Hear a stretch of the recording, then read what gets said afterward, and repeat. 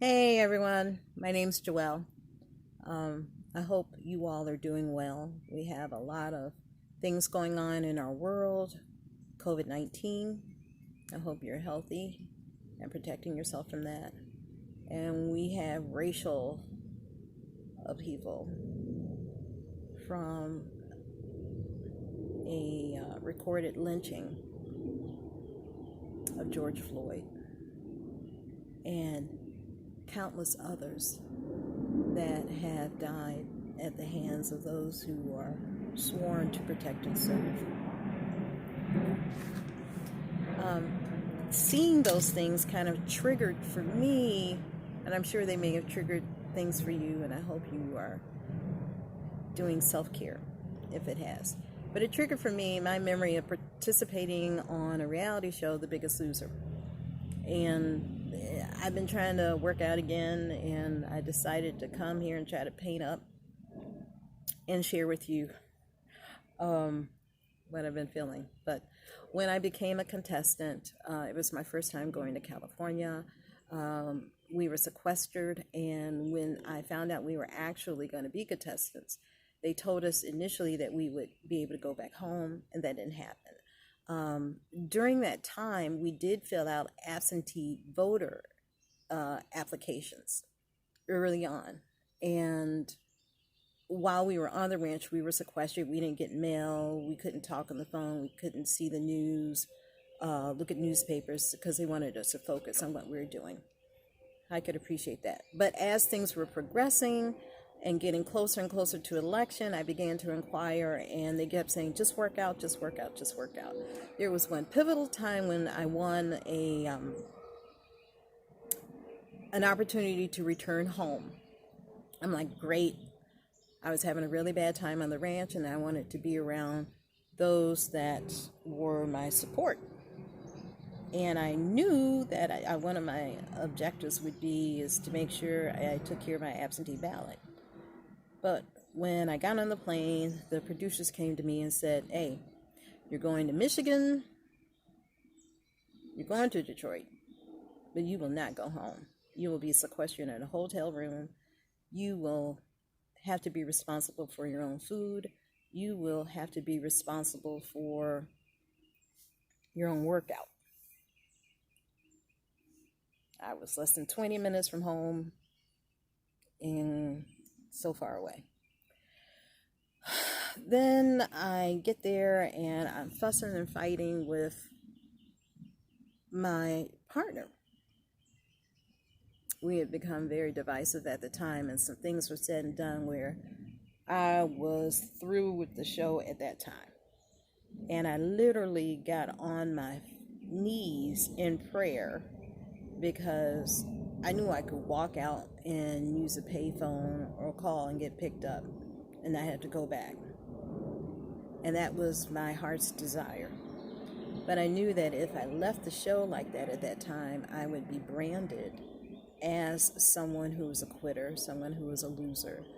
I had a media arts nonprofit that I had founded, and I wanted to use my opportunity to be on national TV to garner national attention to my media arts.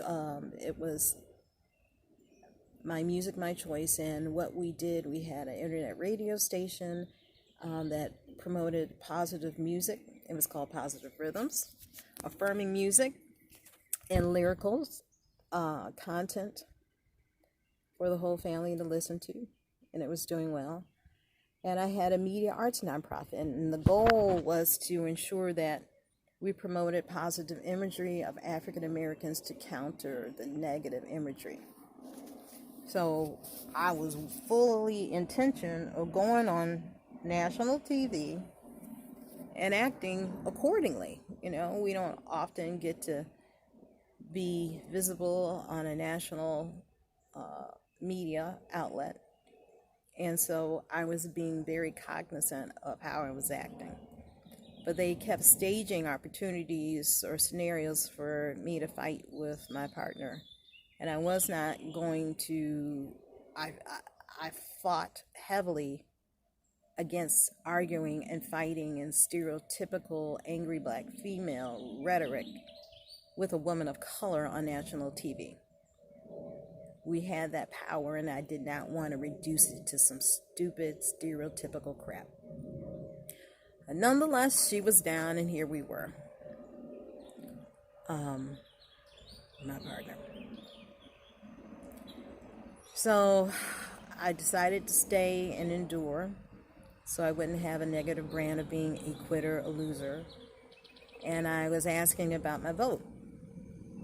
My family had always implored upon us the power of voting, that family members had been lynched. We have a debt that we have to pay, and part of that power is voting. So I was right there near the city hall, and I think at that time you could actually go and vote in advance, and they wouldn't let me go. They're like, we'll handle it when you get back to California, we promise. Went back to California, things weren't handled. As we were progressing, I kept inquiring, and they're like, just work out, and nothing happened. So it got to a point where I had to take a stand. I was on the set, and there were inward jokes being said. I had been called a bee. I had been hazed, where people were going into my room and destructing it, putting food in there. Luckily, I didn't get a noose, but I got everything else close to that stupid childhood rhetoric stuff. I was sick of it. I was really done with this. I had signed up to lose weight, not to deal with hazing, and not to deal with people who allow this to happen. I did not feel that there was someone responsible advocating for me, saying, stop, this is too much, that's not what we're here for. So it was at that time that I told them, I want to go home and vote and exercise my right. Please release me so I can go vote and return.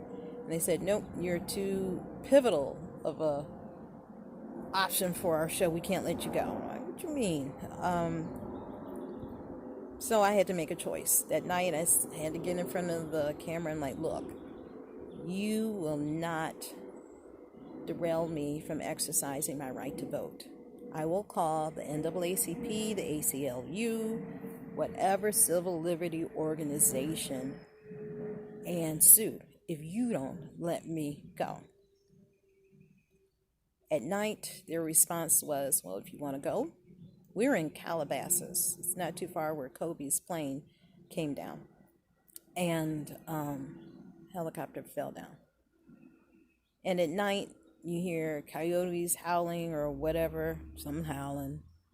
And their response to me was, if you want to go home, basically carry your own ass. They're like, you can walk out on your own at night with your suitcase. We're not going to give you your phone. We're not going to provide you transportation. You can walk yourself down some Freddy Krueger, Jason looking area.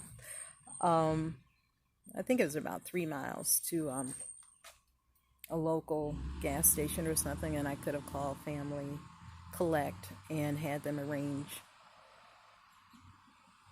to have me a flight to have me picked up. That was a lot. But I was leaving at that time. I didn't go at night.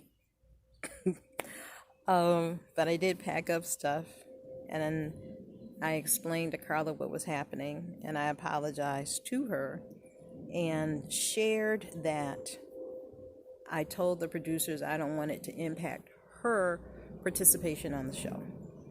She wasn't feeling it. I could appreciate that, but I knew I had a mission to do. I would not have a record that one of the possible only opportunities in my entire life to vote for an African American for president And I didn't take advantage of that opportunity and vote because I was on a TV show set. People in South Africa walked 200 miles to go and vote for Nelson Mandela. I'm getting off the set and I'm going to go vote. And there's nothing that's going to stop me to exercise my right. So that morning when I got up, I was getting ready to walk out, and the producers walked in my room and said they will fly me out. Good. Because I knew my family, it would be a hardship for them to get me a last-minute flight. So they tried to get me out, and by the time we got there, things were running late. We had a delay in the plane for like an hour, half hour, whatever. By the time we got off, got in the van. Now, mind you, my mother had been calling the city clerk's office for like 2 weeks in, because I asked the PAs to call her and to help. And they were telling me that they were faxing the documentation to the clerk's office. I didn't understand what the problem was. So that night that I said I would go home, they let me speak to my mother, and I said, I want to see the documentation that you've been sending to the clerk's office to understand what the challenge was. And when I got that documentation, I saw that it was a blank form. You've been sending a blank form? That is so incompetent. Really? But my mother had been advocating for me. The clerk's office knew my circumstance. When I was waiting to get off the plane, we had been texting that I was in the state and 20 minutes away. And we pull up, and I run up to the city clerk's office because it's like 5 minutes after or something. I'm like, I'm coming. My name's Joelle Gwen. Let me vote. There was still a line or something. They were like, you won't be able to vote. What? Really? They're like, let me speak to the clerk. You're past your deadline, the time. You're not going to be able to vote. And I was so dejected. And I was like, you knew I was coming. My mother has been coming. We have been contacting you. We have done more than our due diligence. They're like, no vote for you. So I'm real upset. I go and I sit at the in the van, and I'm just like, I lost my opportunity to vote after making all of this effort. And while I was sitting there, one of the production assistants slid open the door because he told me to just go to the van and wait. And he slid open the door and he handed me this ballot. He said, here, Joelle, vote. I'm like, what the hell? You got my ballot? You have my ballot. They gave you Joelle Gwen's ballot. I felt it was 1940s, like I was Dorothy Dandridge in the back. I couldn't walk up as a black woman and get my ballot, but they could slip this white boy a ballot, and that's the closest way I could vote? That was some bullshit to me. It was so offensive. But it was my opportunity, and I took it. I filled it out, and I handed it to him. That was the closest I had to vote. Now, before I left, they weighed me in, and they warned me that there could be some variance in my weight because of the flying. I'm like, okay, well, you weighed me in before I left. And normally we don't get to see what our weight is. I did note that they wrote something down. And then when I got back, they come up and they're like, Joelle, we need to weigh you again. Weigh me again? You weighed me before I left. You've never weighed me twice. Again, flipping the script on me.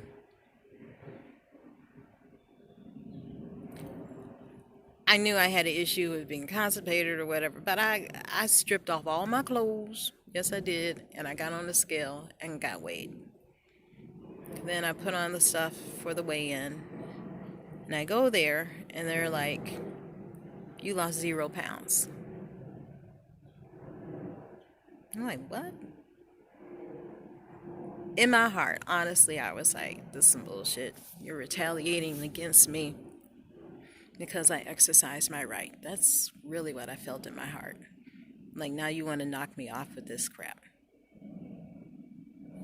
Everybody was all in arms against me. How dare you? You aren't committed. Here you go, shit.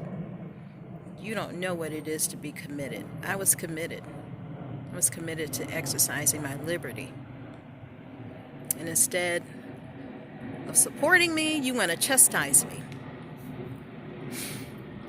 Well, Carla was yelling and screaming how I didn't support her. I was faded at that time. I was just like, get me out of here. When I got home, there was not fanfare. There was not a welcome home, we're proud of you. There was silence. People were ashamed. They didn't recognize that they knew me at work, that I was family. You saw other people got, oh, we're so proud of you, welcome home. Never got that. And when the show came out, I was shocked at how negative it was. And all the producers would call and laugh. Oh, that's great for TV. You were great for TV. When I raised concerns about how I was being shown, they're like, hey, you signed up for it. You wanted 15 minutes of fame. Participating in that got me so depressed that I separated myself from my nonprofit. And because I was trying to sustain it myself, it eventually closed. I lost the radio station. I lost the nonprofit status. And yeah, the truth is, I signed up for that, but I never signed up to be abused and ridiculed, nor to have that type of narrative. To this day, I don't think that narrative, I know that narrative was not a truth. Everybody was okay to give it. And that's what kind of triggered me. I was on a TV show and I signed up for it. When I go running, I think about that. I think about that brother Ahmad who's out there running. I was scared for a couple of days to go out. Would they shoot me now that I'm in the South? He didn't sign up for that. He signed up for his liberty as a citizen. And they took advantage of it. George Floyd didn't sign up for a reality show.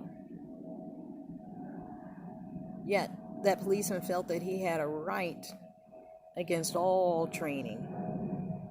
Eve, especially COVID-19, you should have more distance. I've worked with mentally ill. I'm trained in restraining. Breonna Taylor, Trayvon Martin. He was getting a bag of Skittles. And all of these people,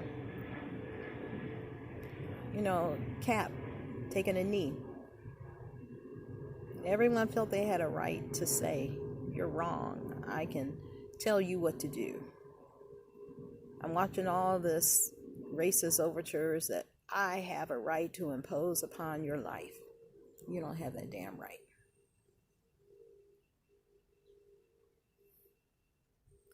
So for those that are out raising a concern, thank you. It took me a while to get my voice back again. We have to protect our narratives. The people who were shot, like George Floyd, or killed by police, they don't have a voice. They're dead. But they want to throw out, oh, we're finding this and that. That's the most offensive crap that's happened. So I'm really sensitive to this script game of how they throw out narratives. And it's very unfair, very biased. And that narrative turns into Miss Becky Cathy thinking that she can come in and tell people, I can say that I'm scared of an African American man. I know what that'll do.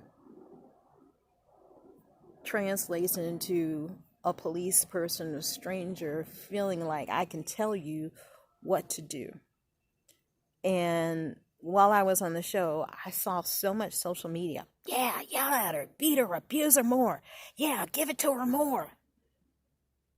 And it was so shocking to me how racist and tone that they felt that someone had a right to chastise me like that. And you don't. This is a critical time to have some harsh discussions. And we need to. How do we can't return. Just like COVID-19, it will never be the same. Hopefully, prayerfully, race relations will never be the same. One of the hardest things about being a Black American in America, to be an African American in America, is to have all of this anger and rage from the most obvious signs of racism and bias. And I have to go to work and act like I don't see it. I have to walk in the market. I have to go into the elevator and act like I don't see it. And we're tired of wearing a mask. It was hard for me to wear a mask on that show. It's hard for me to wear a mask off that show. Continue to speak. Right now, I'm trying to set it up that we use social media to speak out against racism. June 19th is Juneteenth. It's a nationally recognized day of freedom for African Americans. Please use the hashtag Stand Up Against Racism and use the power of social media to stand up against racism. Post something and use that hashtag. Put together an event and hold it online, a Zoom event. We'll be sharing information with what will happen. I mean, social media is global. There have been global demonstrations in support of George Floyd. There have been global protests against racism. And we can have power in the numbers. And we need to use it well. We had COVID parties and they were a hit. Let's hit them from all areas. For those who go out directly, thank you. Be safe. Wear your protective gear.